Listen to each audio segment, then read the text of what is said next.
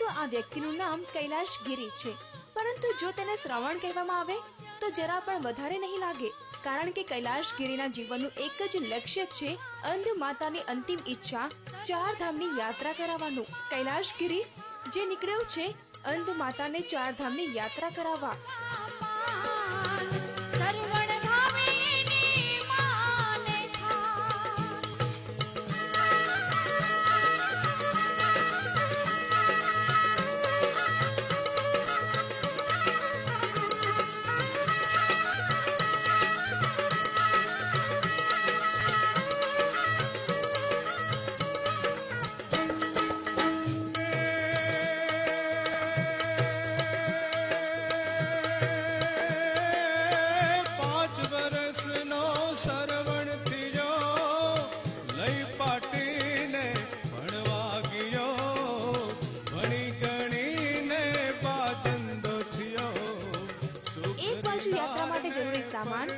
અને બીજી બાજુએ અંધ માતા જેની ચાર ધામની અંતિમ ઈચ્છાને પૂર્ણ કરવા માટે કૈલાશગીરી નીકળ્યો છે ચાર ધામની યાત્રા પર।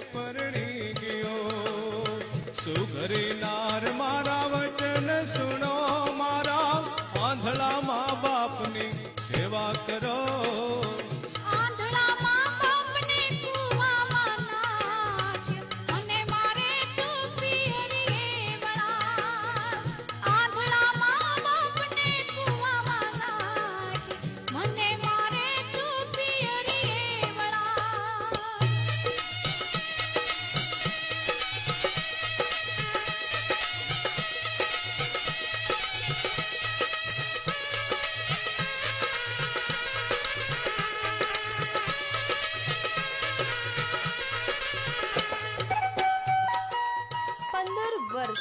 સાંભળીને ચોંકી જશો, 15 વર્ષ કરતા પણ વધુ સમયથી કૈલાશગીરી નીકળ્યો છે મધ્યપ્રદેશના જબલપુરથી અને પૂર્ણ કરી ચૂક્યો છે અત્યાર સુધીમાં અનેક મુકામ।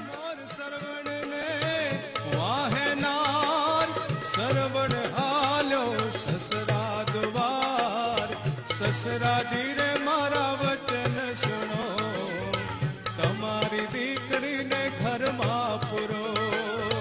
સસરાજી રે મારા વચન સુનો, તમારી દીકરીને ઘરમાં પૂરો।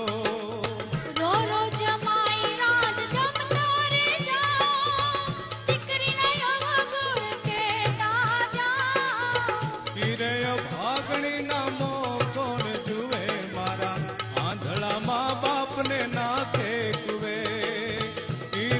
ભાગણી નામો કોણ જુએ, મારા આંધળા મા બાપને નાખે કુવે। हमको 15 साल 7 महीने 10 दिन हो गया। अभी रामेश्वर, जगन्नाथपुरी, तिरुपति बालाजी, गंगा सागर, तारापीठ, बासुकीनाथ, देवघर, जनकपुर, बद्रीनाथ, केदारनाथ, ऋषिकेश, हरिद्वार, काशी, अयोध्या, चित्रकूट, इलाहाबाद, नर्मदा प्रदक्षिणा जी सब घूम लिया। पुष्कर होते हुए अब यहाँ आया हूँ। अब यहाँ से द्वारका, द्वारका से उज्जैन, उज्जैन से जबलपुर लास्ट हो जाएगा।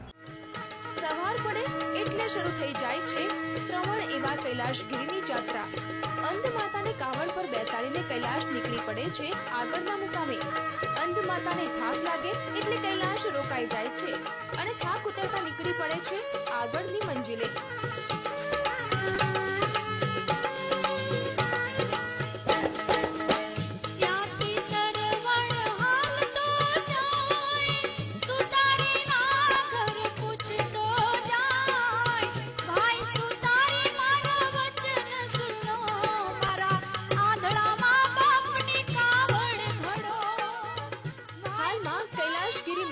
બનાસકાંઠામાં છે અને બસ થાક ઉતરતા કૈલાશગીરી નીકળી પડ્યો છે ભગવાન દ્વારકાધીશના દર્શને।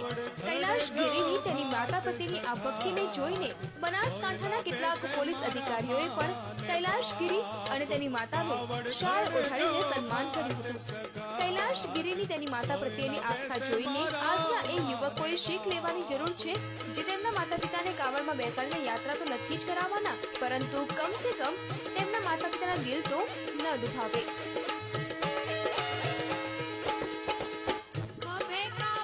કિરણ ત્રિવેદી સાથે બ્યુરો રિપોર્ટ, TV9 બનાસકાંઠા।